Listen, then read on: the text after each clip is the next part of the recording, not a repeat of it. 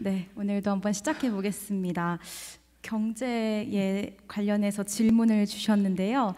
주식이 아니면 희망이 없다고 도태된다고 생각하는 세상 풍조에 대해 어떻게 생각하시나요?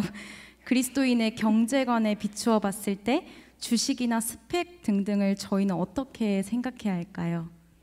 자, 주식은 일단 장기 투자를 하셨으면 좋겠고요. 자,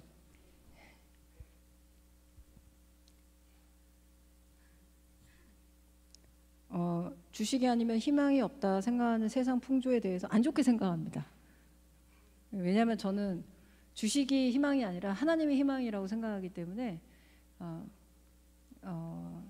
주식이나 아니면은 부동산 같은 특히 이런 부분들에 하나는 뭐 그 실제로 보이는 거고 또 하나 이제 보이지 않는 그 경제에 움직이는 손들인데, 이 세상의 모든 자본, 사실 자본주의라는 건 자본을 중심으로 힘이 형성되고 권력이 형성되고 이 자본이 어떤 최고의 권력이라는 어떤 그 이데올로기 체제거든요.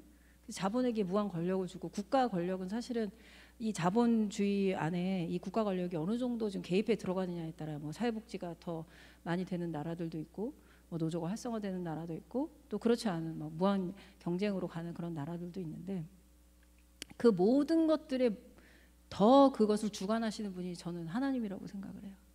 그래서 하나님께서 이 모든 이 우리의 삶을 보고 계세요 이미. 자본주의는 제가 이거 지금 이 녹화로 나가나요? 사실상 저는 주식이 희망이 없는 게 아니라 자본주의가 희망이 없다고 생각합니다.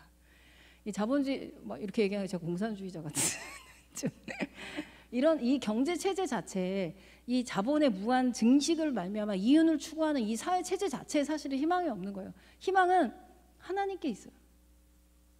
근데 이제 그럼 우리 개인의 인생의 문제로 다시 돌아와 봅시다.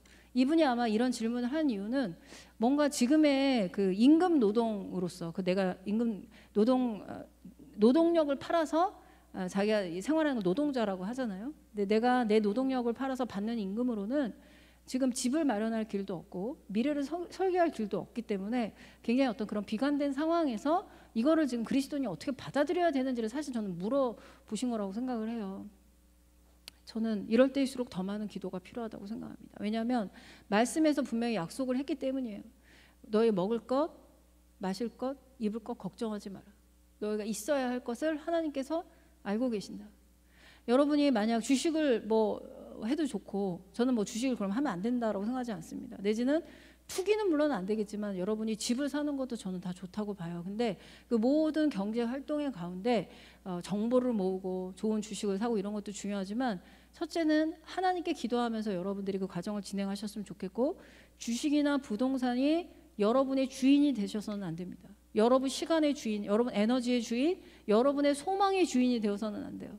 우리의 소망은 하나님께 있고, 주식을 하는 과정에서도 하나님의 인도하심을 받으면서 하는 거예요. 여러분이 집을 사고 파는 과정도 마찬가지예요. 여러분이 지금 아무리 임금 노동을 해서 버는 돈이 지금 일정해서 이걸로는 좀 미래와 소망이 없는 듯해도 하나님께서 또 어떤 길을 여실지는 몰라요. 여러분의 욕심을 채워주지는 않지만, 제가 늘 얘기하지만 필요를 채워주실 거고요. 특히 어떤 것을 채워주실 거냐면, 여러분이 하나님 나라를 위해 살고자 하는 그 열정을 반드시 하나님께서 채워주실 거예요.